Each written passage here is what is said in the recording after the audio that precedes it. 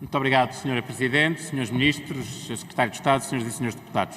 Efetivamente, o debate de hoje fica condicionado por aquilo que também é o condicionamento neste momento da política europeia. Todo o roteiro da presidência croata está neste momento condicionado pela resposta que a União tem que dar imediatamente a um problema que surgiu entretanto, que é o do coronavírus. E, portanto, as questões que queria colocar ao Sr. Ministro, sem prejuízo de outras estruturais, das quais já temos falado, têm exatamente a ver com isso. Porque a resposta europeia corre o risco de, mais uma vez, poder ser considerada tardia, insuficiente e vaga. E, aliás, a própria reação àquilo que foi decidido pelos chefes de Estado tem muito a ver com isso, porque numa matéria tão importante parece que a posição europeia passou com pouca relevância, que de facto se calhar é a que merece. Porque, em primeiro lugar, questiona-se porque é que a União Europeia só reúne ao nível de chefes de Estado e só tem uma primeira resposta suficientemente forte e articulada depois de mais de 500 mil de europeus, de cidadãos da União Europeia, ter morrido em consequência desta epidemia. E, portanto, porque é que não atuou a União Europeia mais cedo? Depois, mesmo em relação àquilo que é apresentado como solução financeira, como pacote financeiro, por assim dizer, os 25 bi, nós vemos, por exemplo, o Reino Unido hoje, que tem neste momento situações diferentes para lidar, porque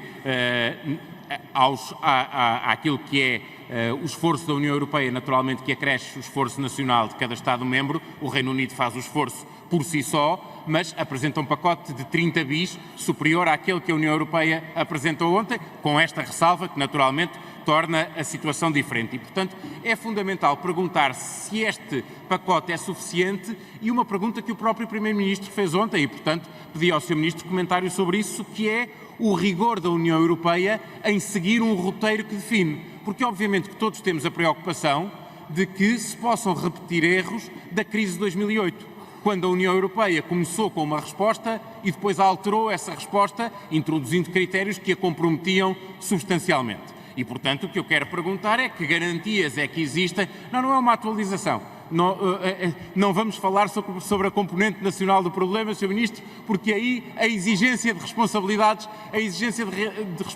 é muito superior. A diferença é que nós nunca negamos o efeito externo, criticando o efeito interno. Nunca admitimos também que se justificasse tudo o que aconteceu em Portugal com o efeito externo. É muito clara a nossa posição. Mas o que interessa agora neste momento é isso. Essa União Europeia dá garantias de ter aprendido alguma coisa com a crise de 2008 e se isso contribuirá para evitarmos um novo período recessivo na União, porque neste momento essa preocupação tem naturalmente que existir. Depois, a questão ainda de algumas questões concretas sobre o facto desta resposta ser vaga. Uma questão muito concreta, Sr. Ministro. Um dos programas europeus mais estimulantes, principalmente para as novas gerações, é o programa Erasmus. O que é que a União Europeia já decidiu fazer, até este momento, sobre a quantidade de jovens europeus que estão fora do seu estado de origem, que estão, em muitos casos, sem aulas, porque não há aulas nos países onde estão, que não podem regressar aos seus países e que, portanto, estão completamente abandonados por uma União Europeia que teve a capacidade de criar esse programa, é provavelmente dos países que cria maior ligação, dos programas que cria maior ligação entre os jovens e o projeto europeu, e sobre isso a União Europeia não diz nada.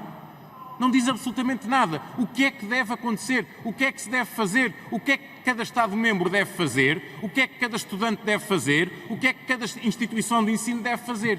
Portanto, a ineficácia da União Europeia a lidar com este tipo de problemas vê-se num caso concreto, neste caso, como é o caso do programa Erasmus. Por isso perguntava, Sr. Ministro, todas estas questões e se conseguisse, em relação ao caso concreto, mostrar que, de facto, este ceticismo que temos em relação à resposta europeia não é justificado, que o fizesse, por favor. Muito obrigado.